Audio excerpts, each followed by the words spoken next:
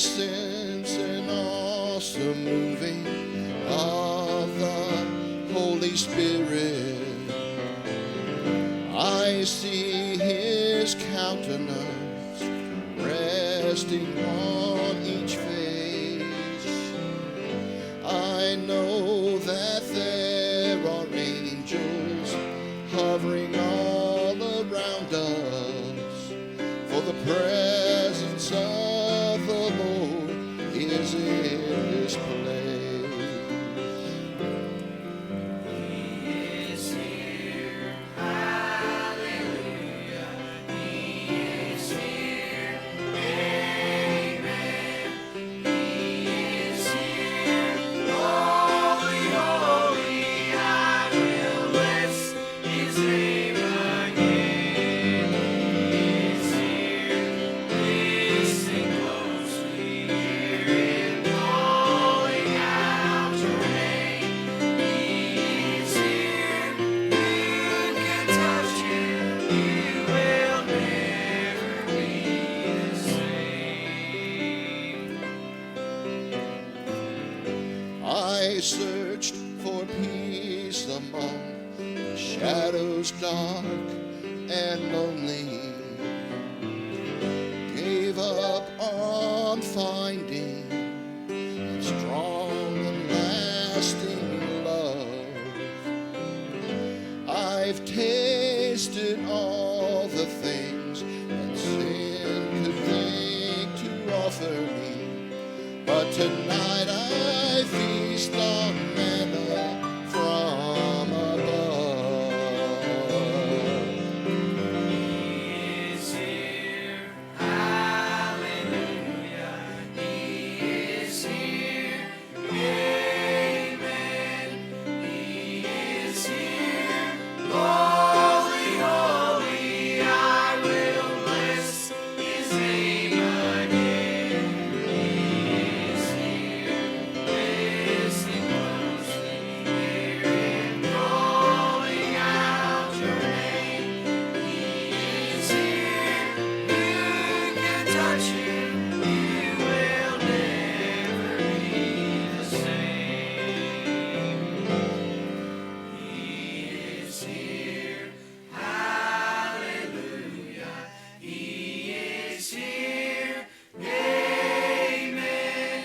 He is here, holy, holy. I will bless His name again. He is here, listen closely, hear Him calling out your name. He is here, you can touch Him, you will never be the same.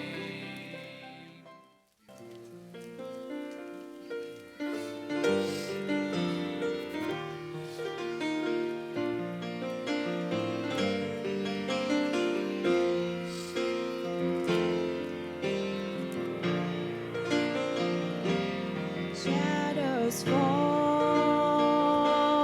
all around us. Darkness comes to hide our way. Don't despair, tonight is ending. The clearest sky will greet the day. There's a brighter day coming. Soon our heartaches will be gone. Sorrow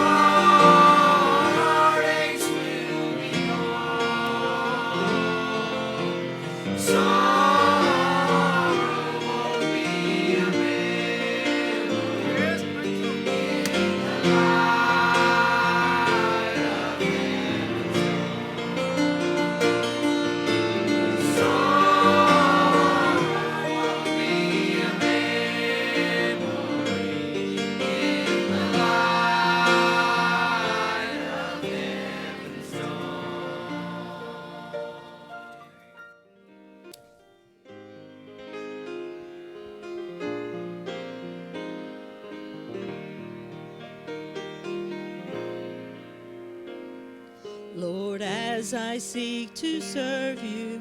May you find in me what's pleasing to your heart. I leave my will at Calvary, taking on a nature humbled by your scars. For I know it's only through your love that who I am is hidden by your grace. Let my desires be overshadowed as I recall the purpose of that place. Hide me behind the cross, where my gains become as loss, and only your glory is in view.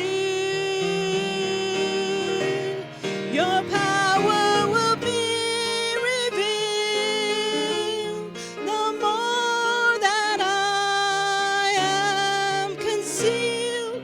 Hide me behind the cross so the world sees only you.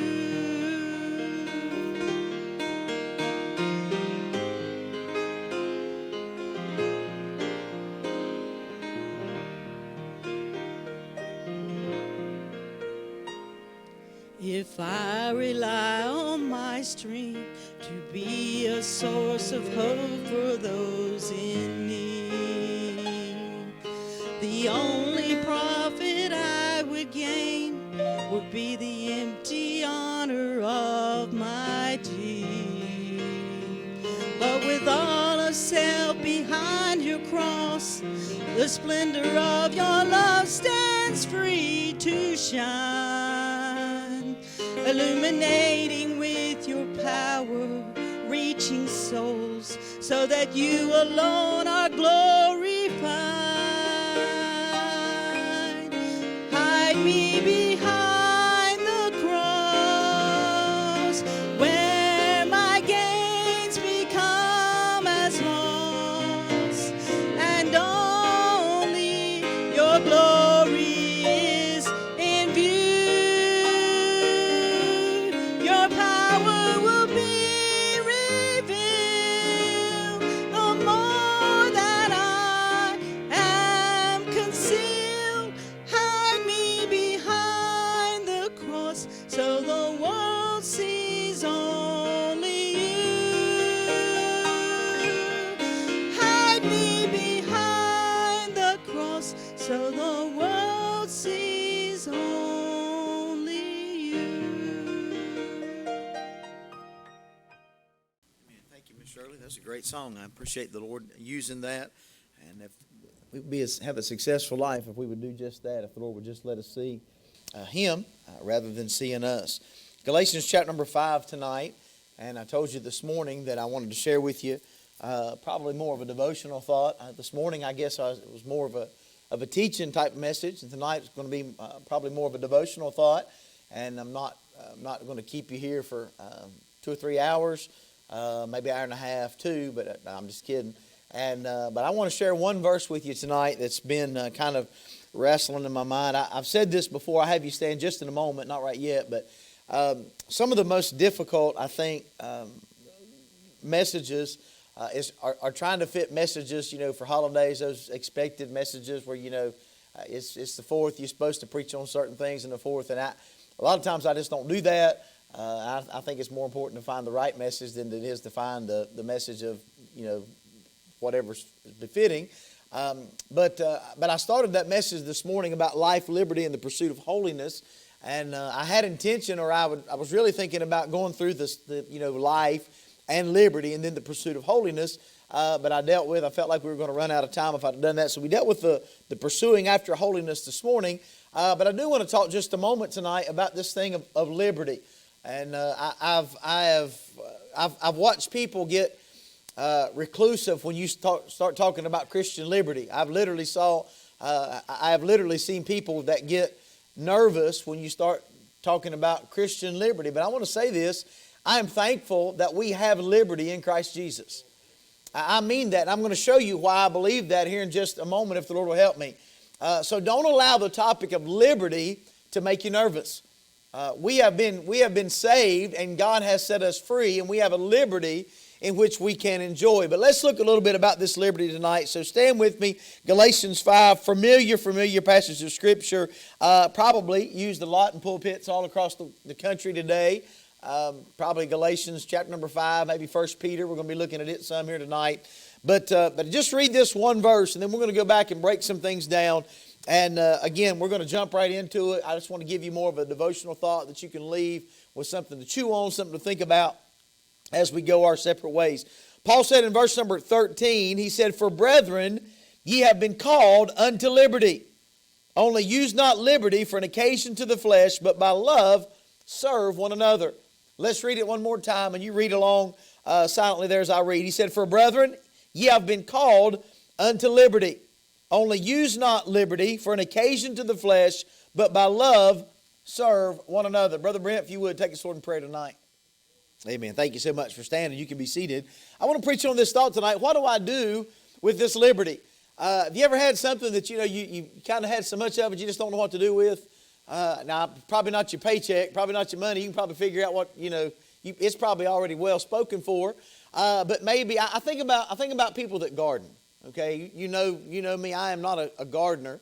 But you ever watch people that, there's two of them in the house, but they plant a garden that'll feed a family of 24. I mean, they've got rows and rows of beans. They've got rows and rows of tomato plants. They got cucumbers and squash, and they got all of these things. And there's two of them living in the house. And when all that stuff begins to come out and the ground begins to produce fruit like it's supposed to do, and you say, what do I do with it? Well, you bring some of it to me. That'd be wonderful. And that'll keep me from ever having to have a garden. Bring me tomatoes, cucumbers, all that stuff's good. And but you just look at it and say, man, I've just got so much. I don't know what to do with all this. Well, let me tell you something as far as being in Christ Jesus. That's how much liberty you have in Christ. If you can imagine for just a moment, imagine what it would be like for a man who from a young boy has committed this heinous crime. And, he started out and he's been in juvenile centers all over since he was just 8, 9, 10 years old. And as he got older, he continued living that lifestyle and was thrown into prison. And now this guy, say he's been in the prison system from the time he was 8, and he's 50 years old, and he finally gets out. He's paid his sentence. He's been set free, and he walks out of the jail that day. And probably for the first time in his life, he can say, "I'm free." Now, can you imagine what that guy will be like? What do I do with myself? I've never lived with this amount of freedom. It's always been every morning somebody telling me what to do, when to get up, when to go outside, when to eat, when to sleep. And now it's like he has all of this freedom that he's got to figure out what to do with. Let me tell you something. We have great liberty in Christ Jesus. And I want us to look because the Bible gives us some instructions about this liberty. The Bible tells us, if you would, how to use it. Because it can be misused. It can be mishandled, and we're seeing some of that even today. And so there's 2 or 3 things I want you to see about it, and then we'll go to the house. First of all, I want you to understand, as a believer, as brethren, as Paul refers to the folk here in this region, as brethren, we have been called unto this liberty. He said in verse number 13, "For brethren, ye have been called unto liberty." One of the greatest privileges, there's a lot of privileges of salvation. Heaven is a pretty good privilege. Heaven is not having to go to hell is a pretty good privilege. Eternal life is a great thing, but you understand that part of the blessing of salvation is liberty in Christ Jesus. We live in this country.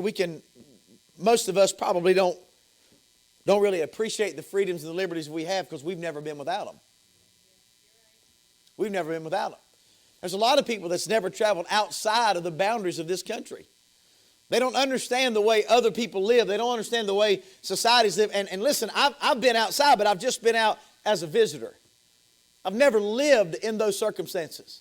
I've never lived in a country to where there's oppression and I'm afraid for my life and I'm afraid for my family, to where we've been controlled by dictators.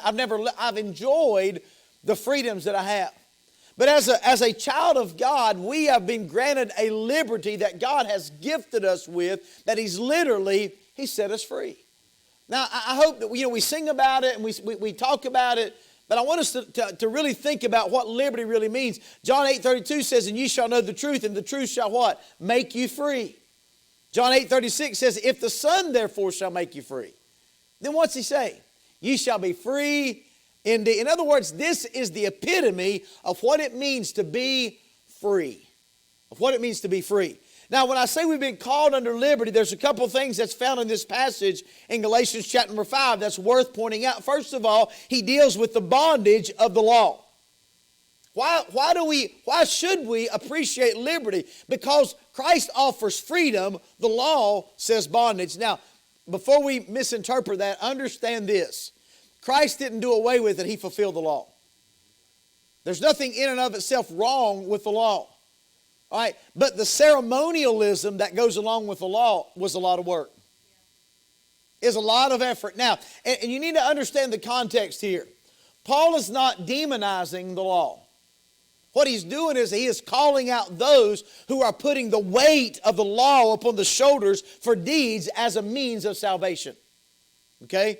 And because of that weight of that law became bondage to the ceremonialism that they were trying to push and prod along. I can prove it to you. He says the yoke of bondage. Look at verse number 1.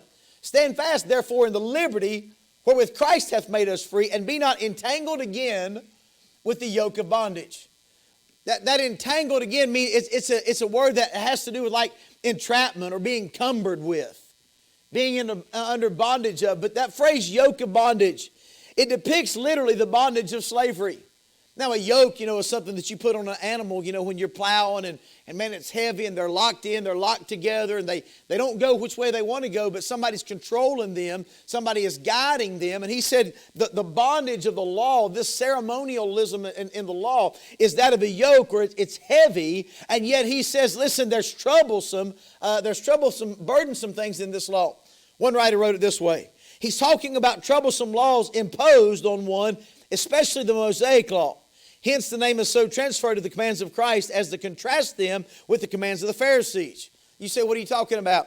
If you understand and study the Pharisees, it's not just that they tried to keep the law, but they added to the law. They had it, how many steps you could take and how much you could carry and how far you could travel and what you could say. I mean, just all kind of craziness that they put in addition to what Christ had listed as being the law. And he said, listen, why are you allowing these to influence you in such a way? That you're putting a burden upon yourself that Christ never, you've been set free. You're not called to be under bondage. You have been set free to liberty in Christ Jesus. All right, so he deals with the bondage of the law. Then he deals with the burden of the legalist. Now let me explain this, because a lot of times people describe legalism as anybody with any kind of standards or convictions. That's not legalism. All right, let me tell you where it crosses the threshold. Let me say this before I say that. Standards are not a bad thing. There's safety in certain standards. Okay? And standards are also held personally. I may set standards for my household that you may not set for your household. Now look at me. That's okay. You may set some standards in your household that I may not set in my household. Look at me. That's okay. All right. And so I'm not here bashing people who live by standards. But that is not legalism. Legalism is when somebody takes their standard and they make that a tenet of salvation. Let me tell you what that sounds like. Man, I want to be really careful. I want to be really careful. Because it's easy to fall into this trap. But I've heard it said, if you can do this or not do this, you're not saved. Now I want you to hear what I'm getting ready to say. That can easily and rapidly evolve into legalism quickly. Because I'm not saved based on what I do or based on what I don't do. That's not what secures my salvation. What secures my salvation is I have placed my faith in Jesus Christ, that what He did on Calvary paid my sin debt. That's where my salvation, and anything more that I add and say, okay, you have to have Christ plus this, that's legalism. That's legalism. Now, there's a whole other argument because now you can get into Phariseeism. If we're not careful, that's where we slide in the picture. Phariseeism. Now, I'm not preaching on that, but there is a difference between a legalist and a Pharisee. There's a difference. You say, what is the difference? Legalism says you have to add this to salvation, which, by the way, biblical Pharisees were legalists. There's proof in Galatians chapter 5. All right, but we can come to this Pharisaical attitude of saying, well, if you don't do it just like I do, then you're probably not even saved. Let me tell you something. We've got to be very careful. Why? Because we have been called unto liberty. I am not the ruler of your home. You're not the ruler of my home. We have liberty. We have liberty in Christ Jesus. I don't have to walk around with the weight and the responsibility of the burden. Now, before you get ahead of me, I'm not telling you if you're saved, you can do whatever you want to do. That's not liberty. That's not biblical liberty. We'll see that here in just a moment. But I do want us to understand, because we get the impression sometimes that living the Christian life is fulfilled by the burden and by the weight of all of these do's and all of these don'ts, and all of those things can become overwhelming, and now all of a sudden we are burdened and we're not enjoying the liberty that Christ has made us free. I'm thankful we can enjoy this life. I can enjoy that Christ has made me free. Here's the sad part. Oftentimes we don't tell people what Christ has made us free unto. We talk about freedom, but we never allow people to live it. We never allow people to have the leadership of the Spirit of God to read the Scriptures and make application in the Scriptures. And if we're not careful, we can go about, well, if they don't do it just like me, they're not right with God. Let me tell you something. We have liberty. Now, that's a stretch of the word. Understand, that's when I say that means of liberty. Understand, we don't have the right to live outside the boundaries of the standards that God has set. What I'm trying to get you to see about liberty is this: salvation equates into freedom. Simply put, salvation means freedom. All of the cares of the weight of sin and the bondage of sin and the burden of sin and all of the things that we do in order to try to appease God, which is a picture of the law, those things are done away with. We're fulfilled. He is satisfied in the sacrifice of Christ. All right, so he deals with the burden of legalism. You say, what's he talk about the legalist? Well, he describes them as a hindrance. He said, ye did run well, verse 7, who did hinder you that you should not obey the truth? You know what they were doing? That crowd of legalists, that crowd that was trying to add a tenet to their salvation, it was hindering their faith. It was hindering their walk with God. So does the legalist today. It hinders their walk with God. Anybody that tries to remove your liberty is hindering your walk with God. Now again, have a right definition, have a right understanding of liberty. Liberty does not mean living outside the bounds of God's will. It's not that. And I'm going to prove it to you that to genuine live in liberty does not mean living for you. It means living for Him. But we'll see that in just a moment. It's described as a hindrance. Let me tell you the language that Paul said. Paul said, listen, I hope that they're cut off. Now, I'm not trying to be crude, but understand what they were pushing. They were saying that, okay, you can be saved through Jesus, but you still have to be circumcised. Now, that's what he said. Okay, well, you have to do this, but now, wait a minute. Now, you gotta come over here and act like us good little Jews, which is circumcision was given to the Jews. You got to come over here and act like, now, it's all good. We all need Jesus, but you still need to do this so you can be accepted. You know what Paul said? Paul said, I would that they were cut off. Now, the imagery behind that statement is a very graphic image, but you understand the severity of what Paul's saying. He's saying, listen, that's legalism. That is not what Christ teaches. He said, I would that they were cut off. All right, description of the giver of liberty, verse number 5. How do we enjoy our liberty? For we through the Spirit wait for the hope of righteousness, which is by faith. And that's where our hope, that's where our joy is of liberty, in that we attain this righteousness which only comes by faith in Jesus Christ. All right, so we're called under this liberty. But second thing that we'll see tonight about this thing of liberty, we're also to be careful with it. We're to be careful with it. A misunderstanding of liberty would be this: I can do what I please because I have liberty. Don't tell me what to do because I have liberty in Christ. That mentality is running rampant amidst a very loose usage of the word Christianity. Don't tell me what to do because I have liberty. I can do what I want to do. Listen, your liberty doesn't give you the right to live outside the boundaries of God's Word. That's not liberty, that's lawlessness. And your liberty does not allow you to do that. So how not to use it? How not to use it? Every tool has a purpose. Every tool has a purpose. I have a company credit card now. I have a church credit card. But back when I was doing electrical work, I had several company credit cards. And I could use them. I had liberty to use them. If I was out and I was on a job site and we needed a tool, or we needed something, when I first got the card, if it was a $29.95 item, man, I was calling the office. It was like, hey, listen, if you need it, just go. Don't bother me with that. Don't bother me with that. Just do what you need to do. And so I've spent a whole lot more than $29.95. A whole lot more. But I had liberty to do that. But what I did not have the liberty to do was to stop by the Harley place and buy a new set of handlebars and buy a new exhaust system and put it on a company credit card.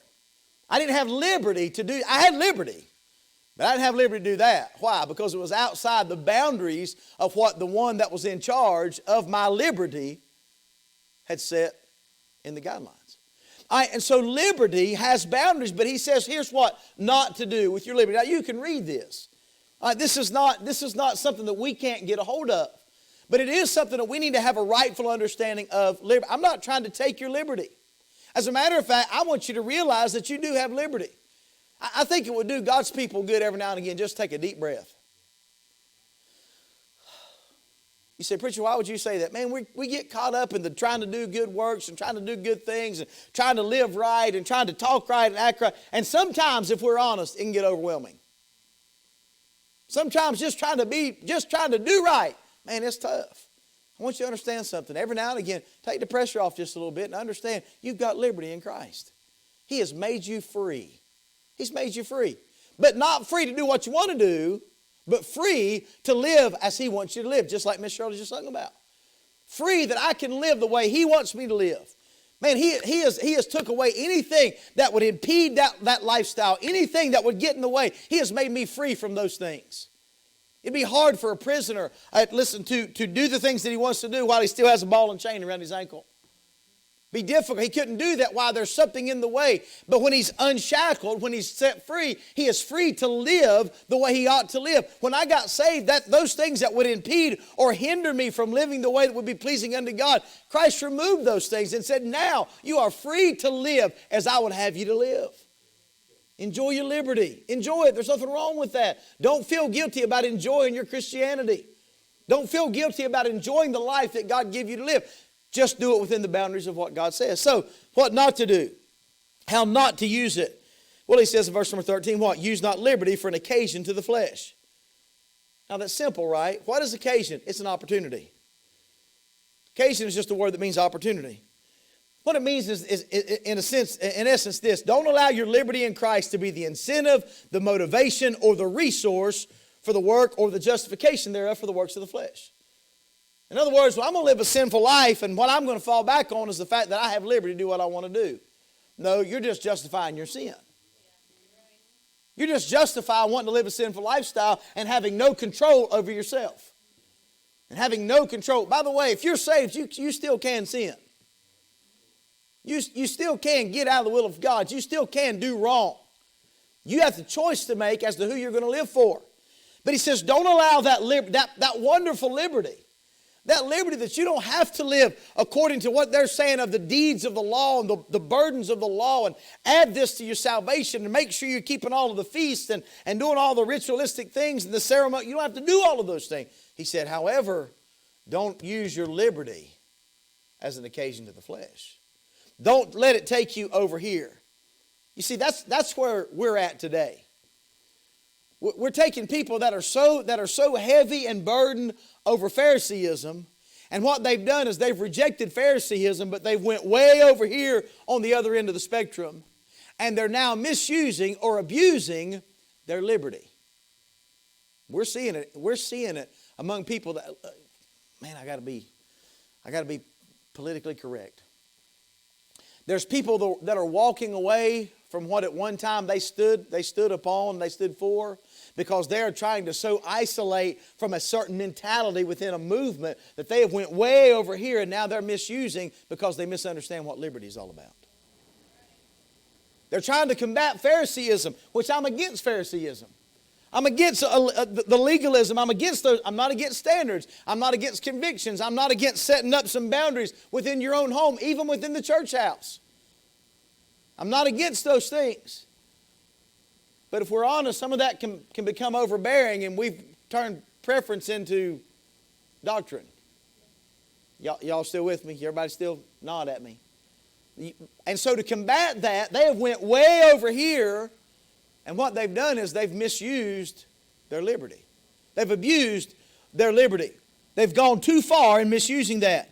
And so he says, listen, don't allow this liberty in Christ to try to be the motivating factor for you to live a sinful lifestyle. That's what it boils down to saying. Don't allow that to be the motivating factor. Then he says this, not you. And by the way, if you go down to verse number 19 in our text, you go down from verse number 19 down through verse number 21, he deals with the works of the flesh. The works of the flesh. Adultery, fornication, uncleanness, lasciviousness, idolatry, witchcraft, hatred, variance, emulations, wrath, strife, seditions, heresies, envyings, murder, and drunkenness, revelings, and such the like. Now you say, what are you saying? Listen, there's a lot of those things that go on that are named among people who those should never be named amongst. And they're justifying that lifestyle with, well, I have liberty. No, you have a sin nature that you need to control. That's not liberty. That's living a wicked lifestyle. All right, so don't allow that to happen. Don't use it that way. And then over in 1 Peter chapter number 2, turn over there. Here's the other verse about liberty that we oftentimes quote. Down in verse number 16, he says, as free and not using your liberty for a cloak of maliciousness. Not using your liberty for a cloak of maliciousness. Now, in this particular passage of Scripture, Peter is dealing with an attitude of lawlessness or of rebellion. Well, I have to do that. I'm a Christian. I don't have to do that. I'm above that. I'm above the law. And so he talks about this thing of submitting to that of authority. But he uses the phrase, the cloak of maliciousness, the covering or a veil of wickedness that's not ashamed to break the law. Now, in other words, you can't just live any way you want to under the umbrella of, well, I'm at liberty. I don't live this way. I don't have to live by your rule. No, he said, don't use your liberty to cover your wickedness. To cover up, to use it as a cloak of having no fear of the authority that God set over you. Having no reverence for the things that are right and the things that are wrong. Use not your liberty for a cloak of maliciousness. All right, and so what not to do with your liberty? How not to use it? How many people misuse this thing of liberty? Let me give you a third thing. We'll go to the house. While he tells us how not to use it, we're also commissioned that we do use it. Your liberty can be beneficial in your Christian walk.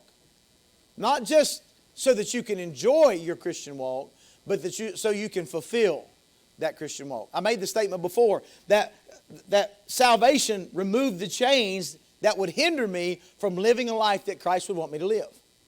Therefore, since I've had those chains removed, now I am able to live the way that Christ wants me to live and the way that Christ expects me to live. Now, here's the unique thing about it. When you think about being at liberty, we normally think of being set free from bondage, right? But Christ refers to us in both places as servants. As servants. So I've been set free to become a servant. Well, I don't really sound really illustrious. That's not really what my definition of freedom really looks like. But it's God's definition of liberty. Now there's two things about this servanthood, if you would. You're right there in 1 Peter, stay there. He says it's free, not using your liberty for a cloak of maliciousness, but as the what? As the servants of God. Using my liberty as the servants of God. One of the greatest illustrations I think about this thing of being a servant of God is that Old Testament, that bond slave in the Old Testament. And that bond slave, that every 50 years there was the year of Jubilee, and they were all the slaves were set free to go back to their home. And in that year of Jubilee, those that were taken in before, they were to be set free, released, no questions asked, they was to go. But perhaps that slave had a family. And within that family, he had children, he had a wife, or maybe his master was just really good to him. Now, let me tell you this. Don't allow society to rob you, current society, to rob you of the beautiful picture of what's taking place with this bondservant. It is a picture of Christ and how we serve Him. So don't allow the guilt and the rhetoric of all modern day society. I'm not justifying slavery. Listen, figure all that out. You know me better than that. But that servant could say, you know what? That my master has been good to me.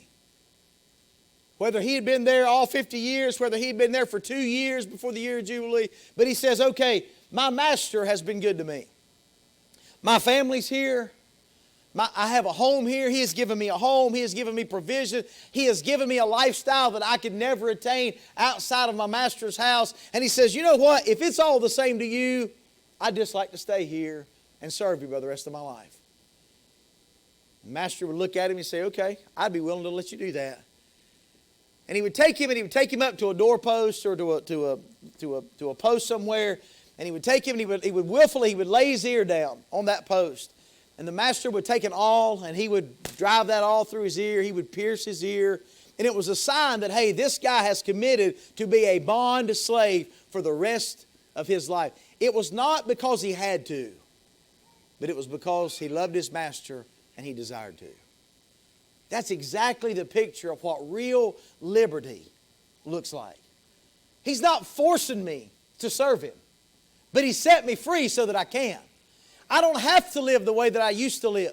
I'm not a servant of sin. I'm not at the mercy of the whims of the flesh or the whims of the devil that'll carry me where I have the privilege of serving the one who loved me so much that He gave Himself for me. He died for me. He rose again. He brought me under conviction. He saved me by His grace. He's given me the promise of a place in heaven, and He's enabled me to live a life that I could have never lived without Him.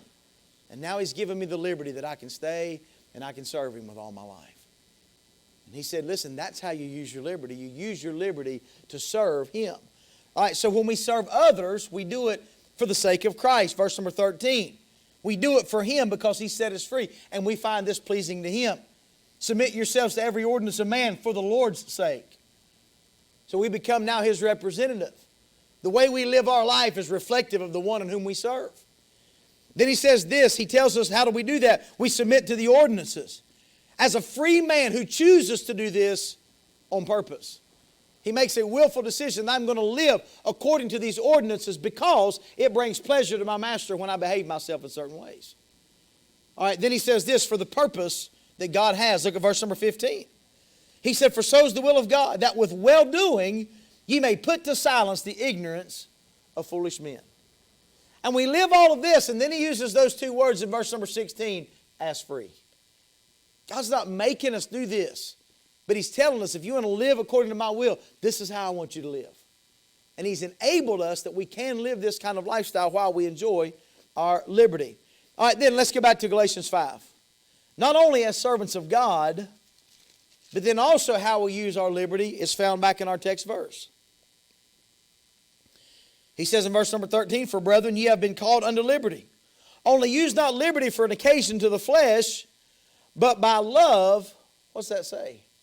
Serve one another.